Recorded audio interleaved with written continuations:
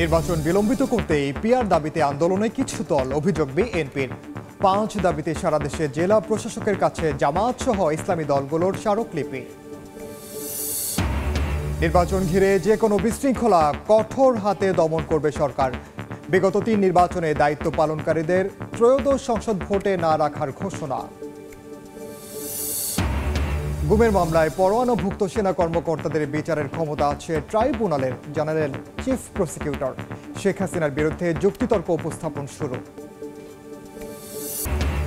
এমপিওভুক্ত শিক্ষকদের কর্মসূচিতে পুলিশের বাধা, ধাওয়া পাল্টা ধাওয়া। রাজপথে শিক্ষক নিবন্ধন পরীক্ষায় সুপারিশ বঞ্চিতরাও, দাবি আদায়ে আন্দোলন চালিয়ে যাওয়ার ঘোষণা। সময় সংবাদের সঙ্গে আছি আমি ওমর ইনাম। নির্বাচন বিলম্বিত করার লক্ষ্যে এই পিআর নিয়ে কিছু দল আন্দোলন করছে বলে মন্তব্য করেছেন বিএনপি মহাসচিব মির্জা ফখরুল ইসলাম আলমগীর। চাপিয়ে দেয়া কোনো কিছু জনগণ মেনে নেবে না বলেও জানান তিনি। বলেন, সংস্কার ইস্যুতে যেসব বিষয়ে ঐকমত্য হয়েছে তা নিয়ে ১৭ অক্টোবর জুলাই সনদে স্বাক্ষর করবে দলগুলো। যেসব বিষয়ে ঐক্য হয়নি সেগুলো আগামী নির্বাচনে ইশতেহার আকারে দলগুলো জনগণের ম্যান্ডেট নিতে পারে বলে মনে করেন বিএনপি মহাসচিব। প্রক্রিয়ার মধ্যে দীর্ঘ ৭ মাস ৩ দফা বৈঠক, ৩০টির বেশি রাজনৈতিক দলের সঙ্গে আলাপ আলোচনা, কখনো একমত কখনো দ্বিমত। এরপরও সংখ্যাগরিষ্ঠ মতের ভিত্তিতে আগামী ১৭ অক্টোবর স্বাক্ষর হতে যাচ্ছে বহুল আলোচিত জুলাই সনদ। রাজনীতিবিদদের পাশাপাশি দেশের মানুষের দৃষ্টি এখন সেদিকেই। রোববার ডিআরইতে এক স্মরণ সভায় বিএনপি মহাসচিব মির্জা ফখরুল ইসলাম আলমগীর বলেন, সংস্কার কমিশনের প্রস্তাবের বেশিরভাগই বিএনপির দেয়া রাষ্ট্র মেরামতের ৩১ দফায় আগে থেকেই আছে। তিনি বলেন, ঐক্যমত্যের ভিত্তিতে সনদ স্বাক্ষর হলেও যেসব বিষয়ে একমত হয়নি সে প্রস্তাবগুলো আগামী নির্বাচনে জনগণের সিদ্ধান্তের জন্য ছেড়ে দিতে হবে। আজকে এই সংস্কারকে নিয়ে বিভিন্ন রকম কথাবার্তা দীর্ঘদিন ধরে হয়েছে, কারণ এর আলোচনা চলছে। আগামী ১৭ তারিখে এই সনদের স্বাক্ষর করবেন যেগুলো বিষয়ে একমত হয়েছেন সেই বিষয়গুলো নিয়ে।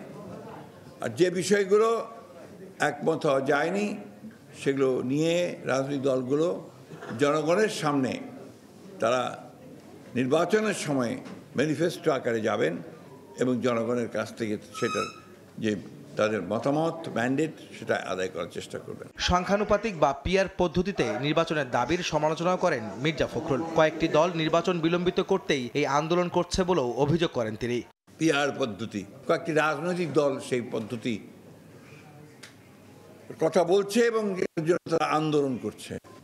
এর লক্ষ্য একটাই, সেই লক্ষ্যটি হচ্ছে যে নির্বাচনকে বিলম্বিত করা, জনগণের ক্ষমতা জনগণের হাতে ফিরিয়ে দেওয়ার যে প্রক্রিয়া সেই প্রক্রিয়াকে বিলম্বিত করা। পিআর পদ্ধতি এই দেশের মানুষ গ্রহণ করবে না। আমাদের দলের পক্ষ থেকে তো আমরা স্পষ্ট বলেছি, এখন বলছি জনগণই এই পদ্ধতি গ্রহণ করবে না।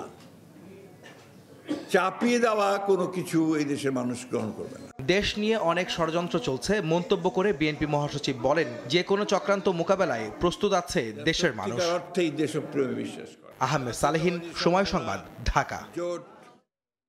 জুলাই জাতীয় সনদের আইনি ভিত্তি এবং পিআর পদ্ধতিতে নির্বাচন সহ ৫ দফা দাবিতে ঢাকা জেলা প্রশাসকের কাছে স্মারকলিপি দিয়েছে জামায়াতে ইসলামী, ইসলামী আন্দোলন, বাংলাদেশ খেলাফত মজলিস সহ ৭টি দল। সরকারের কেউ কেউ একটি দলের প্রতি অনুগত অভিযোগ করে নেতারা বলেন, কোনো রাজনৈতিক দলের চাপ দেশের জনগণ মেনে নেবে না। জুলাই জাতীয় সনদের ভিত্তিতে নির্বাচন, সংসদের উভয় কক্ষে পিআর পদ্ধতি চালু সহ বিভিন্ন দাবিতে আন্দোলনে জামাতে ইসলামী, খেলাফতে মজলিস, ইসলামী আন্দোলন সহ কয়েকটি দল। রোববার ৫ দফা দাবিতে ঢাকার জেলা প্রশাসকের কাছে স্মারকলিপি দেয় দলগুলো। স্মারকলিপি প্রদান শেষে ঢাকা দক্ষিণের জামায়াতের আমির নুরুল ইসলাম বুলবুল বলেন, পিআর পদ্ধতিতে নির্বাচন দিতে হবে, কোনো রাজনৈতিক দলের চাপ দেশের জনগণ মানবে না। গণভোটের মাধ্যমে আগেই নিশ্চিত করে সেই জুলাই সনদ ঘোষণাপত্রের আলোকেই প্রথম পদক্ষেপ হিসাবে আমাদেরকে পিআর পদ্ধতির মাধ্যমে জাতীয় নির্বাচন সম্পন্ন করতে হবে। এর বাইরে অন্য কোনো চিন্তা লাভ হবে না। কোনো রাজনৈতিক দলের চাপে যদি আপনারা থাকেন, জনগণ বাদ দিয়ে যদি কোনো রাজনৈতিক দলের লেজ ধরেন, আনুগত্য প্রকাশ করেন, তাহলে এদেশের জনগণ যেটি মানবে না এটি আজকে আপনাদের কাছেও পরিষ্কার থাকার কথা। গণভোটের মাধ্যমে জুলাই সনদের সাংবিধানিক বৈধতা চায় ইসলামী আন্দোলন বাংলাদেশ। সরকার যে আগামী ফেব্রুয়ারিতে যে নির্বাচনের রোডম্যাপ ঘোষণা করেছেন, এই নির্বাচনের পূর্বেই জুলাই সনদের আদেশ জারি করতে হবে এবং তা বাস্তবায়ন করতে হবে এবং এর পক্ষে গণভোটের আয়োজন করতে হবে ফেব্রুয়ারির নির্বাচনের আগেই। দাবি আদায়ে 2 দিনের কর্মসূচি ঘোষণা করেছে বাংলাদেশ খেলাফত মজলিস। আমাদের এই 6 দফা আদায়ের জন্য আমাদের 2টা কর্মসূচি আছে। 14 অক্টোবর মানববন্ধন বিভাগীয় সদরে এবং ঢাকায় হবে পল্টন মোড়ে 14 অক্টোবর, আর 15 অক্টোবর মানববন্ধন হব সকল জেলা সদরে। ঢাকা সহ সারা দেশে একযোগে 5 দফা দাবি আদায়ের স্মারকলিপি দিয়েছে দলগুলো। নাইম হাসান, সময় সংবাদ, ঢাকা। নির্বাচন ঘিরে যে কোনো বিশৃঙ্খলা কঠোর হাতে অন্তর্বর্তী সরকার দমন করবে বলে জানিয়েছেন স্বরাষ্ট্র উপদেষ্টা জাহাঙ্গীর আলম চৌধুরী। দুপুরে সচিবালয়ে আইন শৃঙ্খলা সংক্রান্ত কোর কমিটির বৈঠকে কথা জানান তিনি। 2024 সালের জাতীয় নির্বাচনের দায়িত্ব পালনকারীদের আগামী নির্বাচনে রাখা হবে না বলেও জানান তিনি। জাতীয় নির্বাচনের নিরাপত্তা ব্যবস্থা সুশৃঙ্খল রাখতে এখন থেকেই শুরু হয়েছে সরকারের নানা পর্যায়ের কার্যক্রম। রোববার সচিবালয়ে আইন শৃঙ্খলা সংক্রান্ত কোর কমিটির বৈঠকে আগামী নির্বাচন সুষ্ঠুভাবে সম্পন্ন করা এবং সার্বিক আইন শৃঙ্খলা রক্ষার বিষয়ে আলোচনা হয়। ঝুঁকিপূর্ণ ভোট কেন্দ্রে সিসিটিভি স্থাপন, 1.5 লাখ পুলিশ সদস্যদের জানুয়ারির মধ্যে প্রশিক্ষণ সম্পন্ন করা, 5.5 লাখ আনসার বিডিবি নিয়োগ এবং 80,000 সশস্ত্র বাহিনী দায়িত্ব পালন করবে বলে বৈঠকে সিদ্ধান্ত হয়। নির্বাচন কেন্দ্র করে আইন শৃঙ্খলা পরিস্থিতি অবনতি যেন না ঘটে, সেই জন্য আইন শৃঙ্খলা বাহিনীর টহল ও গোয়েন্দা নজরদারি জোরদার করা। বৈঠক শেষে স্বরাষ্ট্র উপদেষ্টা হুঁশিয়ারি দিয়ে বলেন, নির্বাচন ঘিরে যারা বিশৃঙ্খলা তৈরি করবে তাদেরকে ছাড় দেওয়া হবে না।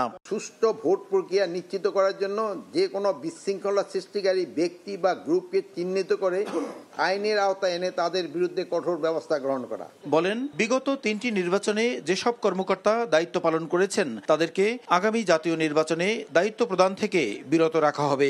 2014, 18 এবং 24 সালে জাতীয় সংসদ নির্বাচনে দায়িত্ব পালনকারী ব্যক্তিদের আসন্ন নির্বাচন যথাসম্ভব তাদের দায়িত্ব থেকে অব্যাহতি দেওয়া। এদিকে জনপ্রশাসন মন্ত্রণালয়ে রোববার যোগ দিয়ে সিনিয়র সচিব মোহাম্মদ এহসানুল হক সাংবাদিকদের বলেন, 2014 ও 18 সালের মতো আগামী নির্বাচন নিরপেক্ষতা হারাবে না।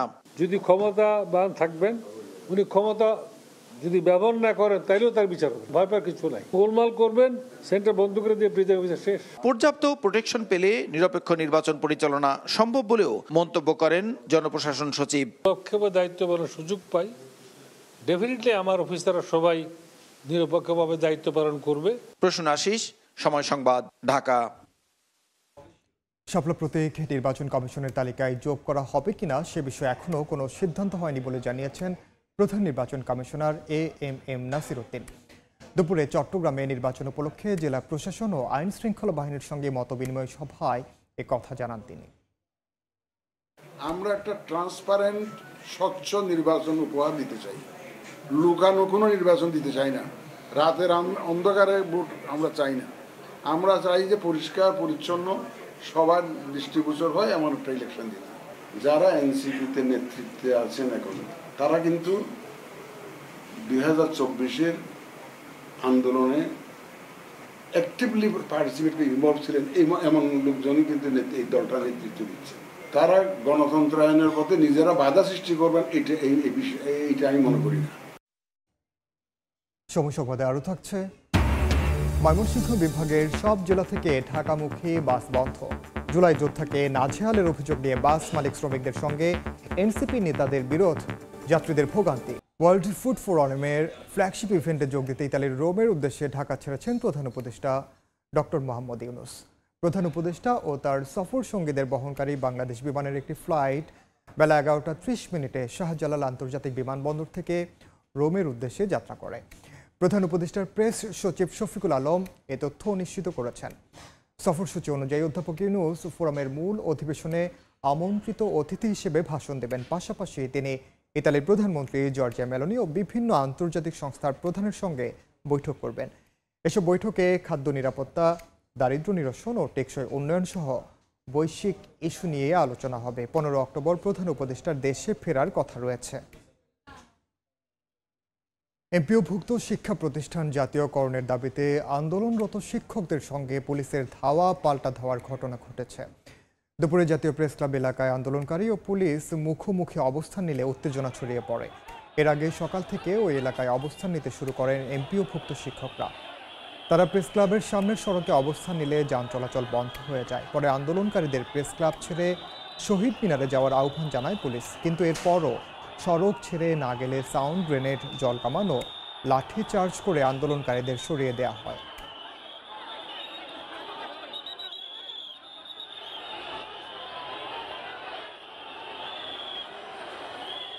উস্কানি ছাড়া পুলিশ আমাদের উপর আক্রমণ করেছে। আগে সাউন্ড গ্রেনেড মেরেছে, হ্যান্ড গ্রেনেড মেরেছে, তারপর জলকামান।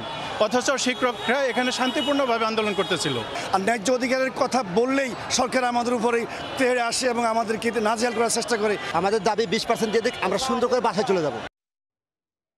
এই মুহূর্তে প্রেস ক্লাব এলাকায় আছেন সহকর্মী ওয়ালিউল সাকিব, সরাসরি যাচ্ছি তার কাছে। এই মুহূর্তে পরিস্থিতি স্বাভাবিকই বলা চলে। এই যে প্রেস ক্লাবের পাশে যে সড়কটি রয়েছে সেখানে যান চলাচল স্বাভাবিক বলা যায়, আর কোনো ধরনের উত্তেজনা কিন্তু এই মুহূর্তে এখানে বিরাজ করছে না, একেবারেই স্বাভাবিক হয়ে গেছে পরিস্থিতি। তবে ঠিক আমি যখন এখানে দাঁড়িয়ে আছি এর 2-3 মিনিট আগে আমরা দেখেছি যে সর্বশেষ এখানে যারা এমপিওভুক্ত শিক্ষা প্রতিষ্ঠানগুলোর যারা শিক্ষকরা ছিলেন তারা কিছুক্ষণ আগেও কিন্তু এখানে জড়ো হয়ে স্লোগান দিচ্ছিলেন। তো তাদেরকে কিন্তু সর্বশেষ এই কয়েক মিনিট আগেই এখান থেকে সরিয়ে দেওয়া হয়েছে লাঠিচার্জ করে, ধাওয়া দিয়ে। তো সেই হিসেবে বলা যায় যে একটু আগেও এখানে উত্তেজনা ছিল, যদিও বেশিরভাগ আন্দোলনকারীরা কিন্তু তাদের যে শহীদ মিনারে গিয়ে সেখানে অবস্থান নিয়ে আন্দোলন সেটি মেনে নিয়েছেন, তারা সেখানে চলে গেছেন। তবে এখনও আমরা বিচ্ছিন্নভাবে কিছু গ্রুপ দেখতে পাচ্ছি যারা কিন্তু এই প্রেস ক্লাবের দুই পাশে অবস্থান নিয়ে আছেন। সড়কের যে ডিভাইডার রয়েছে সেখানে অনেকে অবস্থান নিয়ে আছেন। আর একটু যদি বলে রাখি যে ঠিক বেলা দুপুর 2টার একটু আগে বলা যায় যে 1:30 নাগাদ কিন্তু এখানে যে সড়কে এত আন্দোলনকারীরা অবস্থান নিয়েছিলেন যে প্রেস ক্লাবের পাশে সড়কটি যান চলাচল একেবারে বন্ধ হয়ে গিয়েছিল।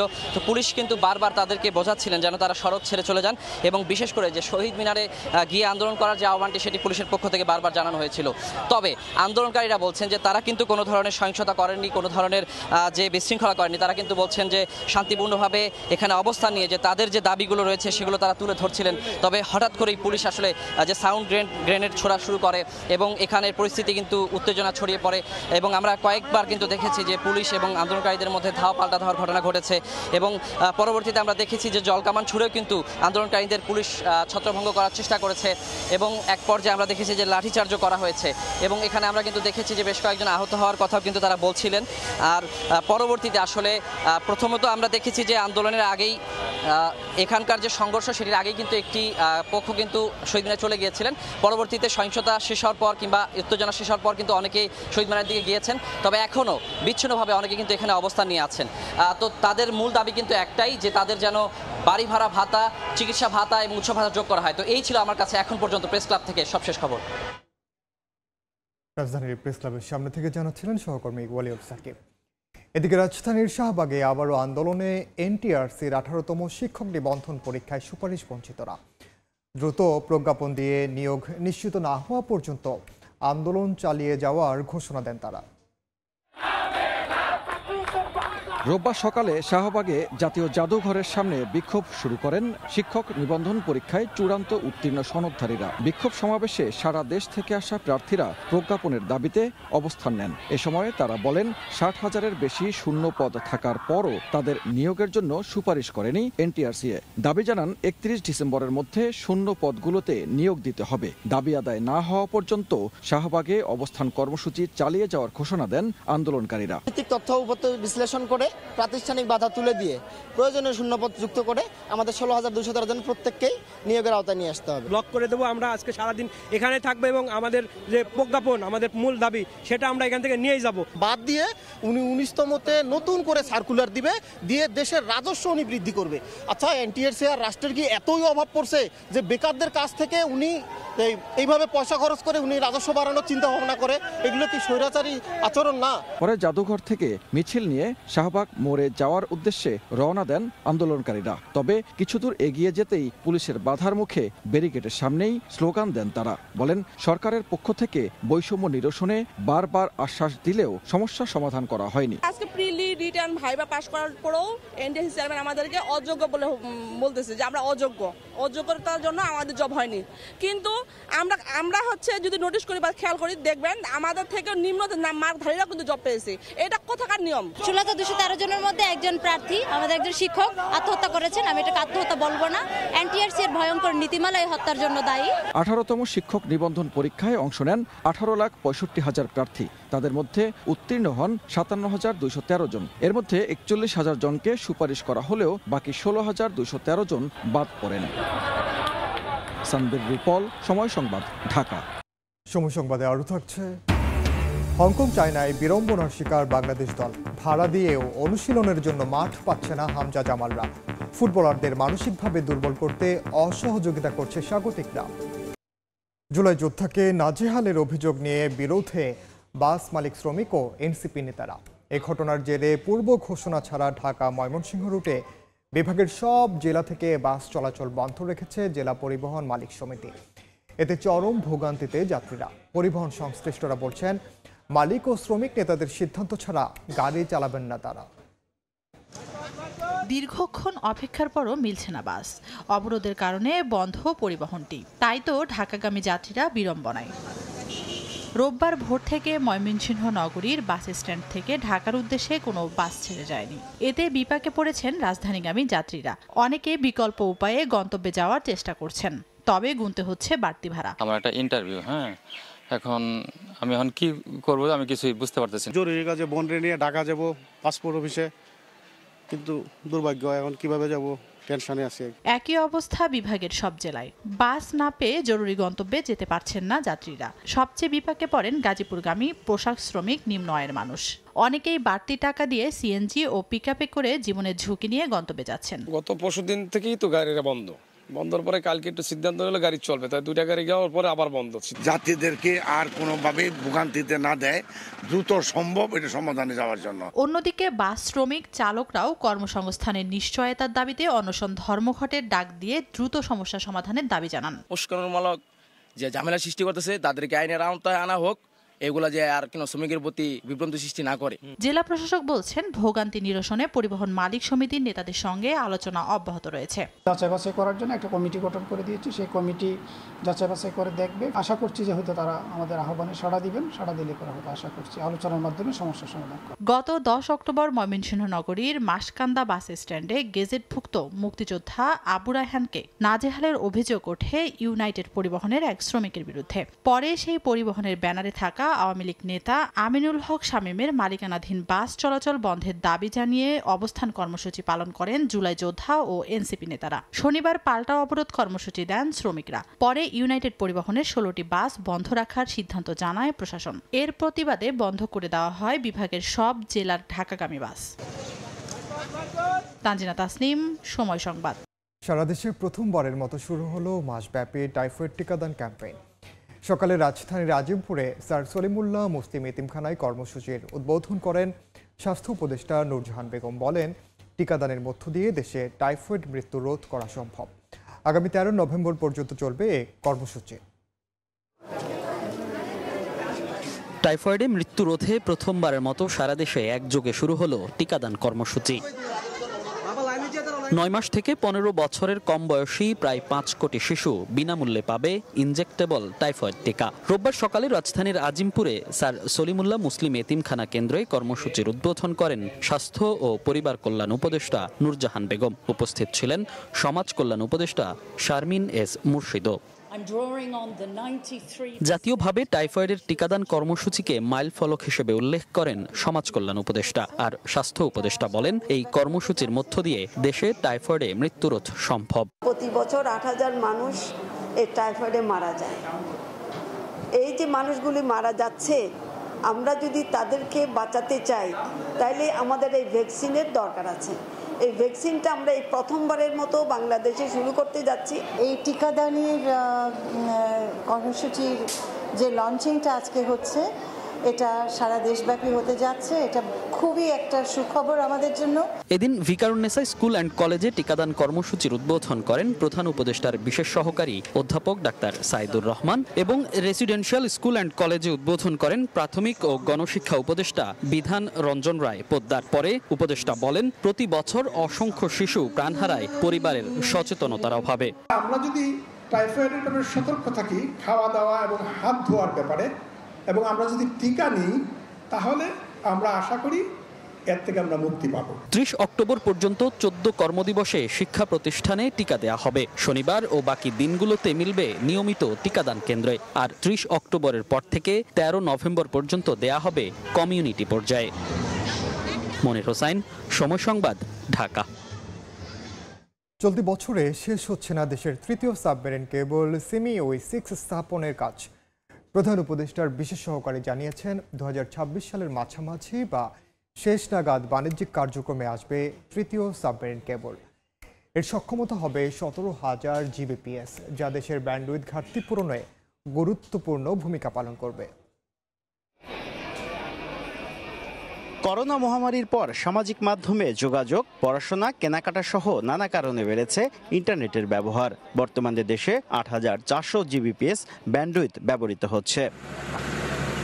ক্রমবর্ধমান ব্যান্ডউইথের চাহিদা মেটাতে 2021 সালে দেশের তৃতীয় সাবমেরিন কেবল স্থাপনের কাজ শুরু করে তৎকালীন সরকার। এই কেবল কক্সবাজার থেকে একদিকে সিঙ্গাপুর, অন্যদিকে ফ্রান্স পর্যন্ত বিস্তৃত হবে। এছাড়া কোর কেবলের মাধ্যমে সিঙ্গাপুর, ভারত, জিবুতি ও ফ্রান্সের ডেটা সেন্টারে যুক্ত হওয়া সম্ভব হবে।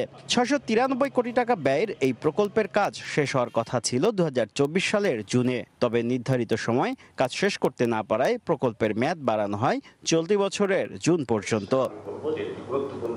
রোববার আগারগাঁওয়ে আইসিটি ভবনে সংবাদ সম্মেলনে প্রধান উপদেষ্টার বিশেষ সহকারী জানান, চলতি বছরও শেষ হচ্ছে না 17,000 GBps সক্ষমতার তৃতীয় সাবমেরিন কেবলের কাজ। আগামী বছরের মধ্য এবং শেষ দিকের মাঝামাঝি কোনো একটা পর্যায়ে আমরা আমাদের থার্ড সাবমেরিন কেবলে কানেক্ট হতে পারবো বলে আশা করি। সেখানে 17 টেরাবাইট আসবে। 2 দফায় প্রকল্পের মেয়াদ কেন বাড়ানো হলো তার ব্যাখ্যাও দেন প্রধান উপদেষ্টার বিশেষ সহকারী। আমরা আসলে ভারত এবং পাকিস্তানের জন্য অপেক্ষা করছিলাম, কারণ ওই হুতিদের বিদ্রোহের কারণে আপনার ইয়েমেন সাগরের পাশ দিয়ে, এডেন সাগরের পাশ দিয়ে তারা কেবল নিতে দিচ্ছে না। তো সেই জন্য এই প্রথমবারের মতো সাবমেরিন কেবলের একটা অংশ টেরিস্ট্রিয়াল কেবল হয়ে যাচ্ছে। সংবাদ সম্মেলনে প্রধান উপদেষ্টার বিশেষ সহকারী ব্যক্তিগত উপাত্ত সুরক্ষা আইন নিয়ে বিভ্রান্তি না ছড়াতে আহ্বান জানান সবার প্রতি। আমরা পরবর্তী পদক্ষেপ নিব। শুভ খান, সময় সংবাদ, ঢাকা।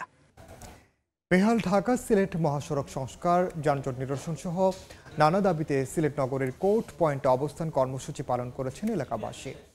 সকাল 11টা থেকে 12টা পর্যন্ত 1 ঘন্টার প্রতীকী ধর্মঘট পালন করেন তারা। এতে সিলেট সিটি কর্পোরেশনের সাবেক মেয়র আরিফুল হক চৌধুরী সহ নানা শ্রেণী পেশার মানুষ অংশ নেন। ধর্মঘটে নগরের বেশিরভাগ দোকানপাট এবং যান চলাচল বন্ধ থাকে। বক্তারা ঢাকা সিলেট মহাসড়ক, রেলপথ সহ বিভাগের যোগাযোগ ব্যবস্থার দ্রুত সংস্কার ও উন্নয়নের দাবি জানান। পরে জেলা প্রশাসকের কাছে প্রধান উপদেষ্টা বরাবর স্মারকলিপি দেওয়া হয়।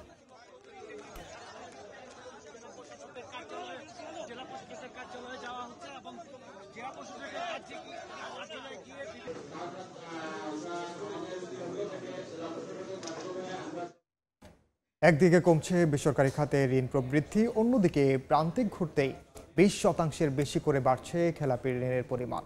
শঙ্কা জাগানো এমন পরিসংখ্যান সামনে এনে খেলাপির ঋণ আদায়ে কোনো ছাড় দিতে চায় না বাংলাদেশ ব্যাংক। এক্ষেত্রে খেলাপিদের সঙ্গে অদূরদর্শী ব্যাংক কর্মকর্তাদেরও জবাবদিহিতা নিশ্চিতের পরামর্শ অর্থনীতিবিদদের। আর শুধু কর্মপরিকল্পনায় সীমাবদ্ধ না থেকে তা আদায় করে সঠিক বিনিয়োগে মনোযোগ বাড়ানোর দাবি ব্যবসায়ীদের। সাইফুল ইসলামের রিপোর্ট। মূল্যস্ফীতির লাগাম টানতে কঠোর মুদ্রানীতির কবলে নিত্যপণ্যের বাজারে স্বস্তি না মিললেও বেড়ে গেছে ব্যাংক ঋণের বিপরীতে সুদের হার। এতে কমেছে বেসরকারি খাতে ঋণের প্রবৃদ্ধি।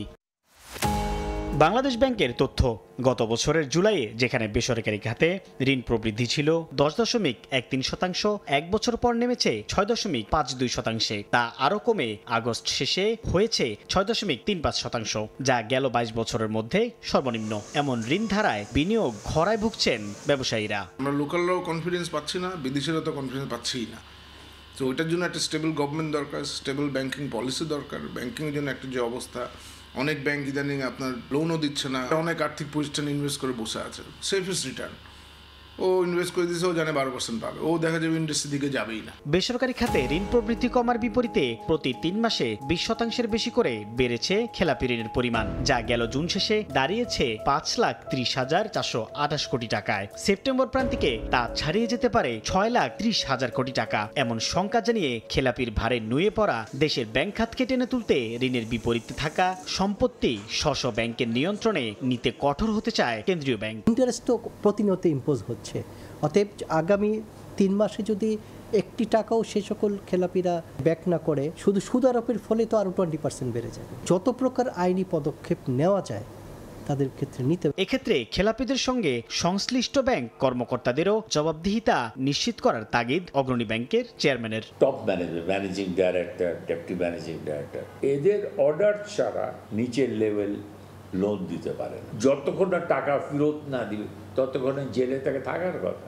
এগুলো কিন্তু বলা আছে, কিন্তু ওই ফাঁক ফোকড় বেরিয়ে যায়। খেলাপি আদায় আর বিনিয়োগ বৃদ্ধিতে অন্তর্বর্তী সরকারের সদিচ্ছার অভাব দেখছেন না অর্থনীতিবিদরা, তবে সমন্বয়হীনতায় সুফল মিলছে না বলে মত তাদের। এটা কিন্তু ক্রমাগতভাবে ব্যাংকগুলোর যে কার্যক্ষমতা এটা ক্রমাগত সংকুচিত করছে। কাজে এই যে সংকুচিত অবস্থায় ব্যাংকগুলো তাদের দায়িত্ব তো পালন করতে পারবে না। সময় ভিত্তিক একটা কর্ম পরিকল্পনা গ্রহণ করা উচিত। বাংলাদেশ ব্যাংকের হিসাব, গেল জুন পর্যন্ত এক বছরে ব্যাংক খাতে খেলাপি ঋণ বেড়েছে 3,19,037 কোটি টাকা। সাইফুল ইসলাম, সময় সংবাদ, ঢাকা। খেলার খবর। এশিয়ান কাপ বাছাইয়ের গুরুত্বপূর্ণ ম্যাচের আগে বাংলাদেশ ফুটবল দলকে মানসিকভাবে দুর্বল করতে সব ধরনের চেষ্টা চালিয়ে যাচ্ছে হংকং ফুটবল অ্যাসোসিয়েশন। বিমানবন্দর থেকে শুরু করে অনুশীলন ভেন্যুতেও বিড়ম্বনার শিকার হচ্ছেন জামাল, হামজা, সৌমিত্রা। ভাড়া দিয়েও অনুশীলনের জন্য ভালো মাঠ খুঁজে পাচ্ছেন না বাংলাদেশ। এদিকে হংকং ফুটবল অ্যাসোসিয়েশনের অসহযোগিতার পাশাপাশি লাল সবুজদের নতুন চ্যালেঞ্জ দেশটির আবহাওয়া। হংকং চায়না থেকে আরও জানাচ্ছেন ফাহিম ইসলাম। উঁচু উঁচু দালান আর পাহাড়ে ঘেরা প্রাকৃতিক সৌন্দর্যে ভরপুর এই হংকং চায়না দেশ। এশিয়ান কাপ বাছাইয়ের ফিরতি লেগ খেলতে এই দেশে বাংলাদেশ ফুটবল দল এসেছে প্রায় একদিন হলো। তবে শুরু থেকেই জামাল ভুঁইয়া, হামজাদের অসহযোগিতা করে যাচ্ছে হংকং চায়না ফুটবল অ্যাসোসিয়েশন, যার শুরুটা হয়েছে বিমানবন্দর থেকে। এরপর ম্যাচ ভেন্যু নিয়েও টালবাহানা শুরু করেছে স্থানীয় ফেডারেশন। গতকাল বাংলাদেশ ফুটবল দলকে যেই অনুশীলন ভেন্যু দেওয়া হয়েছে তা ছিল এবড়ো থেবড়ো, যা মনে ধরেনি হেড কোচ হাবিয়ার কাবরেরা। তাই আজ নতুন ভেন্যুতে অনুশীলন করার জন্য মাঠ খুঁজছে টিম ম্যানেজমেন্ট। এখানে প্রশ্ন উঠতেই পারে, কেন হংকং চায়নার এমন অসহযোগিতা? তবে এক গাদা অভিযোগ নিয়ে বাংলাদেশ ছেড়েছিল হংকং চায়না ফুটবল দল।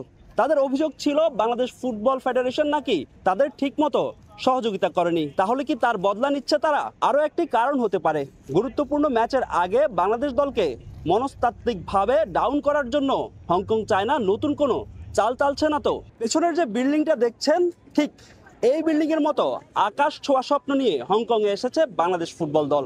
তাদের স্বপ্ন হংকং, সিঙ্গাপুর ও ভারতকে হারিয়ে এশিয়ান কাপের মূল পর্বে জায়গা করে নেওয়া। যেই স্বপ্ন জামাল ভুঁইয়া সহ দেখছেন হেড কোচ হাবিয়ার কাবরেরাও। তবে বাংলাদেশ দলের সামনে এই মুহূর্তে সবচেয়ে বড় চ্যালেঞ্জ হংকং এর ওয়েদার। হঠাৎ রোদ, হঠাৎ বৃষ্টি ও মেঘের এই আবহাওয়ার সঙ্গে কতটা মানিয়ে নিতে পারে হামজা, সমিত, জামালরা, তাই এখন দেখার বিষয়। ফাহিম ইসলাম, সময় সংবাদ, হংকং, চায়না। এ পর্যায়ে শীর্ষ সংবাদগুলো জানিয়ে দিচ্ছি আরেকবার। নির্বাচন বিলম্বিত করতে পিআর দাবিতে আন্দোলনে কিছু দল, অভিযোগ বিএনপির 5 দাবিতে সারা দেশে জেলা প্রশাসকের কাছে জামায়াত সহ ইসলামী দলগুলোর স্মারকলিপি। নির্বাচন ঘিরে যে কোনো বিশৃঙ্খলা কঠোর হাতে দমন করবে সরকার। বিগত 3 নির্বাচনে দায়িত্ব পালনকারীদের ত্রয়োদশ সংসদ ভোটে না রাখার ঘোষণা। এবং গুমের মামলায় পরোয়ানাভুক্ত সেনা কর্মকর্তাদের বিচারের ক্ষমতা আছে ট্রাইব্যুনালের, জানালেন চিফ প্রসিকিউটর। শেখ হাসিনার বিরুদ্ধে যুক্তিতর্ক উপস্থাপন শুরু।